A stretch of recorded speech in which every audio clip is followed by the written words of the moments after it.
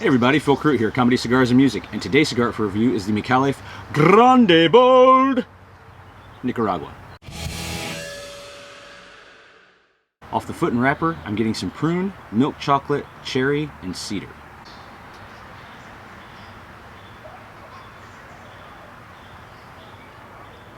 Okay, right off the bat here, a nice, rich, earthy note, some dark chocolate in there, a little bit of just sweet tobacco right in there. And the sweet tobacco is very, very subtle. It's probably the most subtle out of those flavors there. On the finish, just a nice, rich earth. A little bit of that dark chocolate coming in, a roasted coffee there. Retrohale, almost like a roasted coffee and dark chocolate combination there. All right, cool. So I have decided to do a type of rating system, and the rating system is actually going to be just a simple 4-point rating system. So there's my dog's playing. Okay. Anyway, rating system will just be a simple 4-point scale.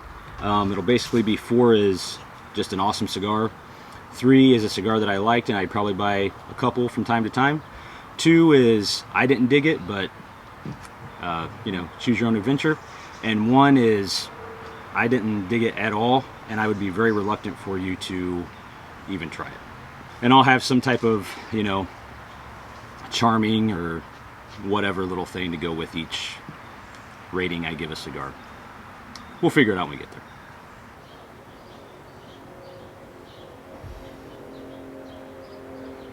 Alrighty, so we are well into the first third here.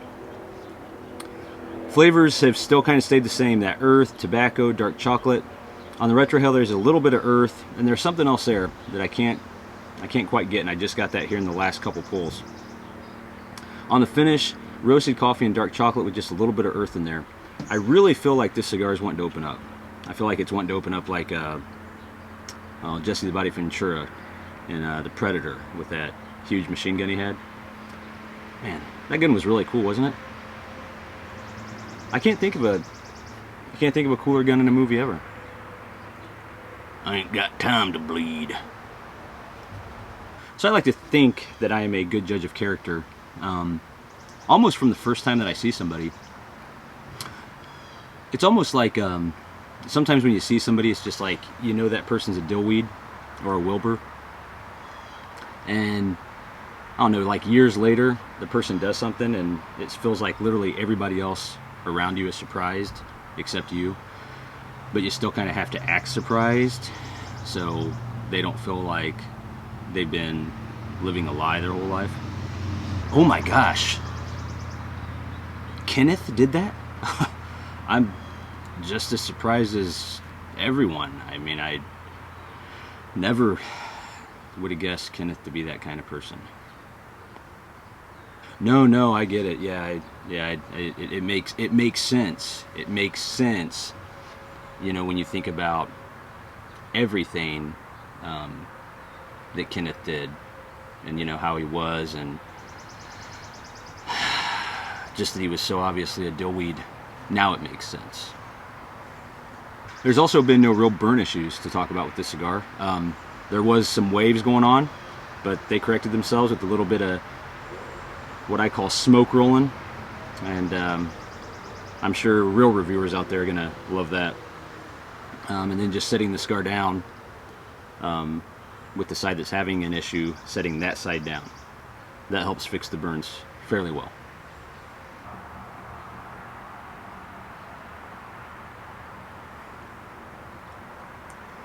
Alrighty, we are into the second third here. Flavor-wise, still that earth, tobacco, there's a vegetal note in there now. The dark chocolate, as far as on the flavors go, has pretty much completely gone. So charcoal. Dark chocolate, we hardly knew ye. On the retrohale, earth and roasted coffee. The finish, earth and roasted coffee. And here in the last pull, there was just a little bit of chocolate on that finish. So that's good. That's good. This cigar is just really not opening up like I thought it would. So one thing I want to say about the rating system. I think with any reviewer, any type of rating, you have to understand that the rating system is based off that individual's experience, off that specific cigar. So I might smoke another one of these at some time and get something a little bit different. I think that's just how it happens. We are dealing with nature here, people.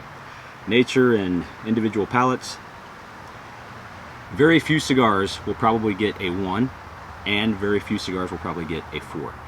So I'm just putting that out there. Now, the components of this cigar.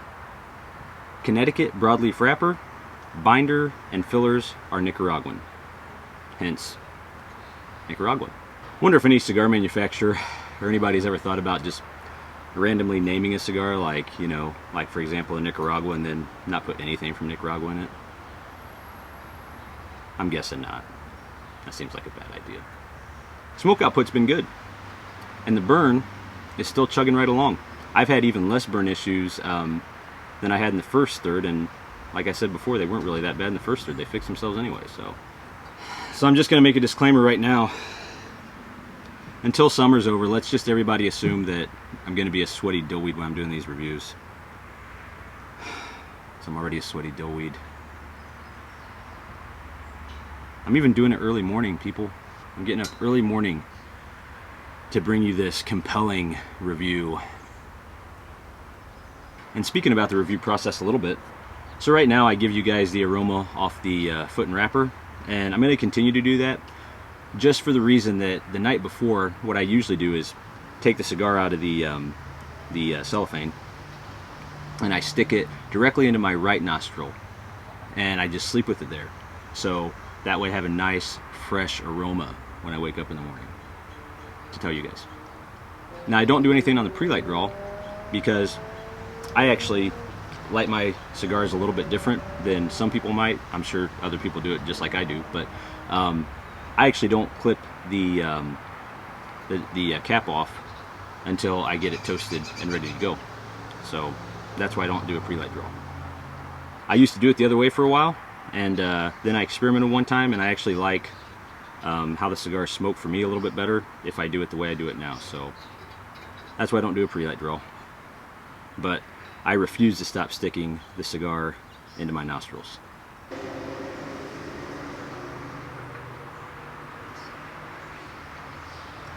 Okay, finishing out the cigar here. So the flavors of basically, there's tobacco in there. I did get that vegetal note still in there. Every so often, this nice toasted marshmallow came in just to play with my emotions. On the retrohale, still just kind of that earth and tobacco. On the finish has kind of been a highlight here. A little bit of roasted coffee and rump roast. Yes, rump roast. Baby got back, or had back every so often. Along with a couple kicks here and there of chocolate and oak. Had to relight the cigar one time here in the final third, not really sure why. It was actually smoking when I picked it up, and then went to take the draw and nothing. One burn touch up, and a very minor burn touch up at that. The construction of the cigar overall has been awesome. The burn's been pretty good, and the draw has been awesome. The ash has been good. Smoke output has been good. So here we go, rating of this cigar. I would rate this cigar a 2. So this is definitely, for me, a choose your own adventure cigar. Smoke time for this cigar came out to 1 hour and 41 minutes. As always, thanks for joining me. If you enjoyed this review, have enjoyed other videos, other reviews, please don't forget to like and subscribe. If you get time, check out the shop. Any questions or comments, please leave them below. I will get to them as they come along. Until next time, guys, be cool to each other, and I will see you soon.